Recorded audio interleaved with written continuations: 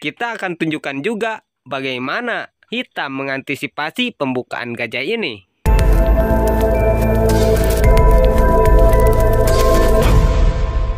Halo pecinta catur, selamat datang kembali bersama Logai Kreator.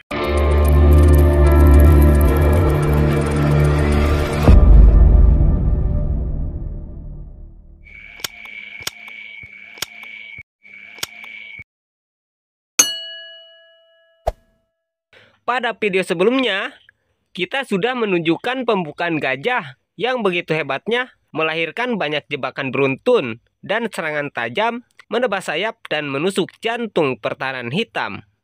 Pada saat teratasi jebakan pertama, putih dapat menggunakan jebakan susulan menggiurkan dengan serangan yang sangat tajam, hingga putih dapat melakukan skakmat dengan sangat singkat.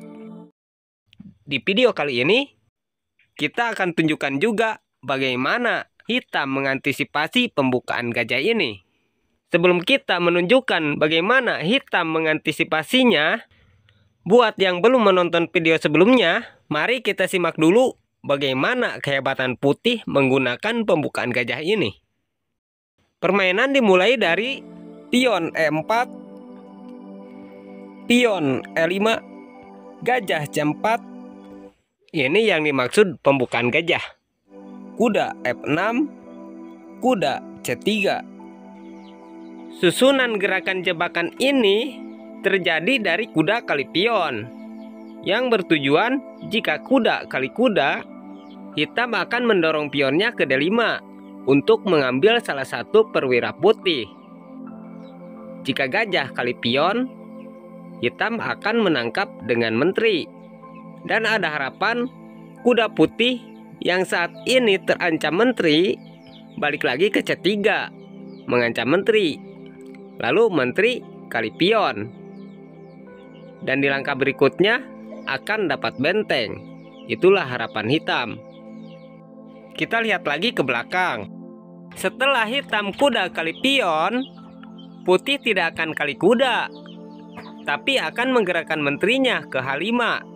Mengancam skakmat di petak F7, menjebak hitam agar memajukan pionnya ke G6, mengancam menteri untuk dapat melakukan skak benteng dengan menteri kali pion. Jika hitam mengetahuinya, pasti akan melindungi pion F7-nya dengan kuda ke D6, sekaligus mengancam gajah. Untuk putih dapat memberikan jebakan susulan, tidak akan tertarik kali pion, tapi akan memundurkan gajahnya terlebih dahulu ke B3 menghindari ancaman kuda. Jika hitam gajah ke E7 berencana akan rokade pendek, menteri tidak perlu tertarik dengan pion E5 karena nantinya akan bikin repot. Majukan saja pion ke D3 agar gajah gelap dapat mengontrol jalur G5.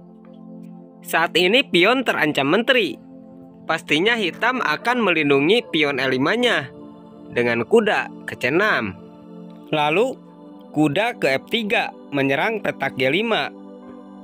Setelah hitam rokade pendek, kuda melompat ke G5, mengancam skakmat di petak H7 dengan menteri.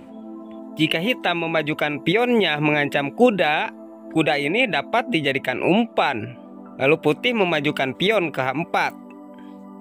Jika pion kali kuda, setelah pion kali pion, secara otomatis benteng jadi terbuka membantu menteri. Skakmat tidak akan dapat dihindari lagi oleh hitam. Jika jebakan ini tidak berhasil, berarti pada posisi ini tidak akan pion kali kuda. Kemungkinan kuda akan ke E8, berencana untuk mengusir menteri sekaligus agar dapat melindungi petak H7 nantinya. Mengetahui ini, kuda akan ke D5 mengontrol petak F6 yang direncanakan hitam. Namun pada saat kuda ke F6 di posisi ini, kuda tidak perlu kali kuda, tapi menteri ke G6. Ini adalah pilihan tersulit. Tidak ada obatnya. Jika kuda kali kuda, menteri akan leluasa melakukan skakmat ke petak H7. Perhatikan posisi pion F7 saat ini. Pion F7 sedang tidak terkunci gajah karena tertutup kuda. Ini memungkinkan hitam akan memilih pion kali menteri. Dan permainan berakhir cukup dengan 2 gerakan saja. Kuda kali gajah, double skak. Raja ke 8, kuda kali pion, skakmat.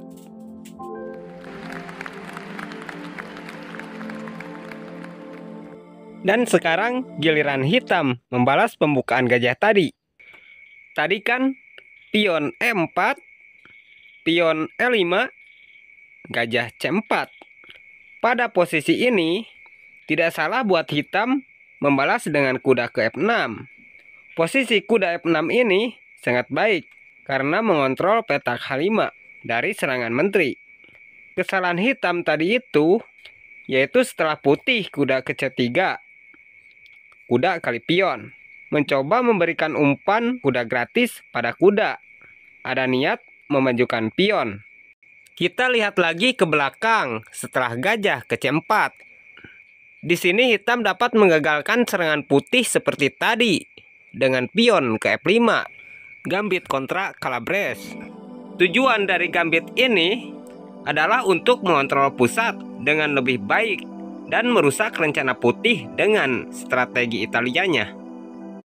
Pada posisi ini, ada banyak kemungkinan balasan dari putih yang harus kalian kuasai cara menghadapinya. Mungkin putih akan menolak gambit yang ditawarkan hitam ini. Mungkin juga putih akan pion kali pion menerima gambit dari hitam ini. Jika pion kali pion, kuda akan melompat ke F6 mengontrol petak H5 dari serangan menteri. Dari posisi ini, ada beberapa kemungkinan yang biasa terjadi untuk kita bahas. Pertama, kita lihat jika putih pion ke G4. Di posisi ini, ada 2 versi gerakan terbaik dari hitam, yaitu ada yang gajah ke C5, ada yang pion ke D5. Dari keduanya itu, permainannya akan sama, melakukan pengorbanan 2 perwira, yaitu korban kuda dan gajah. Pertama, gerakan yang gajah ke C5 terlebih dahulu. Setelah putih memajukan pion mengancam kuda, hitam memajukan pion mengancam gajah. Jika gajah ke B5 melakukan sekak, pion akan menutup sekak terlebih dahulu. Jika gajah mundur misal ke B3, hitam akan melakukan rokade pendek, mengorbankan kudanya. Setelah pion kali kuda, gajah kali F2, skak. Raja kali gajah, lalu hitam gajah kali F5. Dari pengorbanan hitam kuda dan gajah ini, kalian dapat melihat hitam sudah unggul posisi. Apapun balasan dari putih saat posisi ini, hitam akan dengan mudah menyerang putih. Apalagi jika putih melakukan pion kali pion, menteri akan ke H4 skak. Jika raja geser ke E2, gajah ke G4 skak seter. Jika raja ke E3, menteri ke F4 skak. Raja hanya dapat geser ke E2, gajah ke G4 skak. Raja geser ke D3, menteri ke D4 skakmat.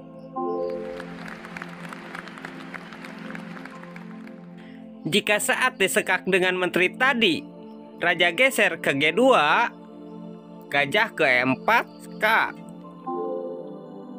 Jika kuda menutup, menteri ke G4 skak. Raja geser, benteng kali kuda skak. Raja geser, menteri ke G2 skak. Raja ke E1, menteri ke F2 skakmat. Kita kembali lagi ke belakang, yaitu pada posisi setelah pion ke G4, yang permainannya akan mempunyai posisi yang sama seperti tadi. Bedanya di sini, hitam pion ke D5 terlebih dahulu. Gajah ke B5 skak, pion menutup skak. Gajah mundur ke D3 melindungi pion. Hitam gajah ke C5, putih pion ke G5 mengancam kuda. Hitam rokade pendek, lalu pion kali kuda. Pada posisi ini, hitam bisa menteri kali pion terlebih dahulu. Bisa juga pion ke E4 terlebih dahulu mengancam gajah. Pertama, kita lihat menteri kali pion. Biasanya menteri akan ke H5, membantu gajah melindungi pion F5. Maka gajah kali pion F2 skak. Setelah raja kali gajah, pion maju ke E4 mengancam gajah. Setelah gajah pindah ke E2, barulah gajah kali pion F5. Dan di posisi ini ada ancaman skak seter nantinya. Agar tidak terjadi skak seter, mungkin putih akan menggeserkan rajanya ke E1. Lalu pion ke G6 mengancam menteri. Setelah menteri menghindari ancaman pion, gajah akan ke G4 digratiskan. Dan seterusnya, hitam dipastikan akan memenangkan permainan karena sudah unggul posisi. Apalagi jika putih nekat gajah kali gajah, maka menteri langsung bergerak ke F1 skakmat. Kita kembali lagi ke belakang, yaitu pada posisi ini. Tadi kan kita sudah lihat saat hitam memainkan menteri kali pion terlebih dahulu. Dan di sini kita akan lihat gerakan pion ke E4 terlebih dahulu. Nanti kalian dapat menilai versi mana yang terbaik untuk kalian gunakan saat kalian dapat kesempatan memainkan trik hitam ini. Tujuan hitam mengancam gajah ini agar setelah gajah pergi ke E2, gajah kali F5. Dan setelah putih pion kali pion, gajah kali pion skak. Agar jika raja kali gajah, menteri ke H4 skak. Jika raja geser ke E3, pion ke D4 skak. Raja kali pion, pion E maju skak dengan menteri. Raja kali pion, benteng ke E8 skak. Raja geser, gajah ke E4 skak. Raja ke E3, gajah dibuka kali benteng, skak dengan benteng. Dan seterusnya hitam dipastikan akan memenangkan permainan. Kita kembali lagi ke belakang, yaitu pada posisi ini. Jika kuda ke F3 membuka jalan rokade sekaligus mengancam pion, maka kuda ke C6 melindungi pion yang saat ini terancam kuda F3. Jika putih melakukan rokade pendek, di sini hitam dapat berupaya mencari kesalahan putih agar dapat menang cepat, yaitu kuda ke G4. Buat putih yang merasa tidak nyaman dengan keberadaan kuda, akan memajukan pion ke H3. Maka hitam dapat mengabaikan ancaman pion ini, lalu memajukan pion ke H5. Ini adalah bentuk upaya hitam agar menteri dapat masuk ke H4 nantinya. Setelah pion kali kuda, hitam akan pion kali pion. Kesalahan yang dicari hitam yaitu jika kuda lari menghindari ancaman pion. Misalkan kuda ke H2, secara otomatis menteri dapat ke H4. Dan jika sudah posisi seperti ini, sulit untuk putih menemukan obatnya. Jika kuda dilepas, misalkan kuda kali pion, maka menteri ke H1 skakmat. Pada posisi ini, langkah terbaik putih yaitu menggeserkan benteng ke E1, mengorbankan kuda. Menteri kali kuda skak. Raja geser, menteri mengejar ke H1 skak. Raja ke E2, menteri kali pion. Dan seterusnya hitam dipastikan memenangkan permainan. Misalkan benteng ke G1 mengancam menteri, kuda ke D4 skak. Raja ke D3, benteng ke H3 skak. Pion menutup, benteng kali pion skak. Raja ke E4, benteng ke F4 double skak. Raja kali pion, menteri ke E4 skak mat. Kita kembali lagi ke belakang, yaitu pada posisi ini. Mungkin hitam akan menolak gambit, bisa pion ke D3, bisa kuda ke C3, dan sebagainya. Pertama, kita akan lihat jika hitam menolak gambit dengan memajukan pion ke D3. Melindungi pion sekaligus membuka serangan gajahnya. Versi gerakan terbaik hitam akan menggerakkan kudanya ke F6. Versi balasan terbaik putih, kuda G-nya melompat ke E2. Ini adalah balasan yang cukup bagus dari putih. Namun, dari sini akan ada beberapa kesalahan gerakan putih yang harus kalian catat. Karena akan ada problem skakmat hitam dengan mengorbankan menteri dan benteng yang sangat brilian di permainan ini nantinya. Mari kita simak permainannya. Hitam gajah ke C5, putih pion ke C3, hitam kuda ke C6, putih pion ke D4, dan hitam pion kali pion. Jika pion kali pion kembali, pastinya gajah akan melakukan sekak ke petak B4.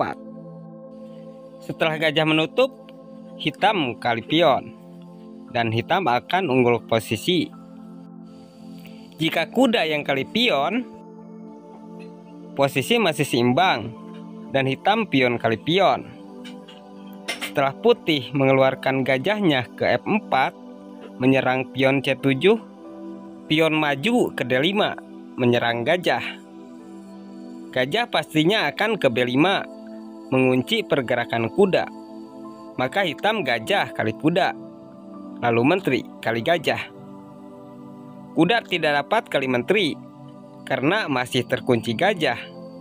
Maka hitam melakukan rokade pendek agar kudanya dapat bergerak. Dan menteri putih jadi terancam kuda. Langkah yang nampak terbaik buat putih yaitu menteri bergerak ke A4, membantu gajah menyerang kuda. Hitam gajah ke D7. Dari sinilah hitam akan dapat menemukan sebuah problem pengorbanan menteri dan benteng. Dimulai dari pergerakan gajah kali kuda, pion kali gajah, gajah ke G5 mengunci pergerakan kuda, menteri ke H8, menteri ke B3, kuda ke G4, mengancam pion. Gajah ke H4 melindungi pion, pion maju menyerang pion. Putih rokade pendek menambah perlindungan terhadap pion dengan benteng. Pion maju mengancam benteng. Benteng geser ke E1, menteri ke H5 mengancam gajah. Gajah mundur ke G3. Gajah G putih ini adalah satu-satunya pelindung H2. Jadi, di sini hitam dapat melakukan benteng kali pion. Jika gajah kali benteng, maka menteri kali H2 skak mat.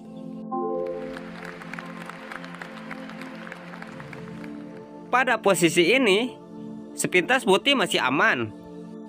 Ini memungkinkan putih akan menggerakkan menteri ke B7 menyerang benteng. Maka benteng ke F8 dan putih terancam skak mat di petak F1 dengan benteng. Untuk putih dapat melindungi petak F1, putih pastinya akan mengeluarkan kudanya ke D2. Padahal pada posisi ini ada gerakan hitam yang jarang buat pemain putih bisa menduganya. Benteng kali pion sekak, raja kali benteng, lalu menteri ke H3 sekak. Jika raja kali menteri, kuda ke E3 skak dengan gajah. Raja tidak dapat mundur karena ada kuda. Raja geser ke H4, lalu kuda ke G2 skak. Raja geser ke G5. Benteng ke F5, skak. Raja ke G4. Benteng ke F4, double skak. Raja ke G5. Pion ke H6, skak. Raja ke G6. Gajah ke E8, skak mat. Lalu bagaimana jika saat menteri skak ke H3 tadi, raja tidak kali menteri, tapi memilih mundur ke G1? Maka benteng akan ke F2. Gajah tidak dapat kali benteng, karena ada ancaman skak mat di petak H2. Jika putih melakukan skak dulu dengan menteri juga, itu cuma sekali. Karena setelah raja geser, tidak ada lagi yang dapat menyelamatkan raja putih. Misalkan langkah sembarang, kuda ke F3, menteri ke G2, skak mat. Kita kembali lagi ke belakang. Di sini putih gajah kali kuda. Agar setelah benteng kali gajah, menterinya akan ke H5, skak. Setelah pion menutup, menteri dapat pion mengancam benteng. Gerakan seperti ini sering terjadi saat melakukan pembukaan seperti tadi. Dan hitam bentengnya akan ke G7, mengancam menteri. Lalu menteri ke H8. Hitam pion ke D5. E kali F5, gajah kali F5. Dan putih biasanya akan memajukan pion D-nya, membuka serangan gajahnya. Lalu benteng ke F7, memberi jalan agar menteri kali pion melakukan skak. Gerakan-gerakan ini bukan masuk akal lagi, tapi sering dijumpai terjadi di permainan catur. Di posisi ini ada yang menteri kali pion skak, ada juga yang gajah ke H6. Jika menteri kali pion skak, maka menteri akan hilang karena benteng akan menutup ke E7. Menteri tidak dapat kabur karena terkunci open skak dengan benteng. Jika tadi gajah ke H6, maka menteri ke H4. Yang terlihat jelasnya sih, menteri ini mengunci pergerakan gajah. Jika gajah kali gajah, pasti menteri akan hilang. Padahal tujuan utama hitam adalah petak B4. Jika ketahuan, pasti akan memajukan pion ke C3 dan menteri akan kali gajah. Tapi rata-rata pemain putih lebih memilih menggeserkan gajah ke G7, mengajak pertukaran menteri agar tidak terjadi kehilangan gajahnya. Maka menteri ke B4 skak. Pion menutup, menteri ke B2. Dan di langkah-langkah berikutnya bisa dipastikan hitam akan memenangkan permainan. Permainan catur adalah gambaran kehidupan manusia yang sama menginginkan keberhasilan dan mencapai bahagia. Langkah demi langkah, waktu ke waktu, terkadang terjadi hal tak terduga, bahkan tak disadari hadirnya keajaiban. Terkadang kita menghadapi kesulitan. Nikmatilah hidup kita. Ingatlah, kesulitan adalah guru terbaik yang mengajarkan kita kekuatan dan ketabahan. Ada kegagalan, ada kesuksesan. Janganlah takut gagal, karena setiap kegagalan adalah pijakan menuju keberhasilan. Jangan pernah biarkan bayangan masa lalu mengaburkan masa depan. Hiduplah di saat ini dan bangunlah impianmu dengan keyakinan. Ketika salah satu pintu kebahagiaan tertutup, pintu yang lainnya akan terbuka. Janganlah terlalu lama melihat pintu yang tertutup hingga kita tidak melihat pintu yang terbuka untuk kita. Hati yang penuh syukur adalah sumber kebahagiaan dalam kehidupan. Hargailah setiap berkah kecil dalam hidupmu karena dari sanalah kebahagiaan besar bermula. Hidup ini singkat, jadilah alasan seseorang tersenyum hari ini. Kebaikan kecil yang kamu berikan bisa menjadi sinar terang di hari yang gelap bagi orang lain. Saya Dharma Warsah mengucapkan terima kasih. Mohon maaf jika ada kesalahan. Sampai jumpa kembali di video-video berikutnya.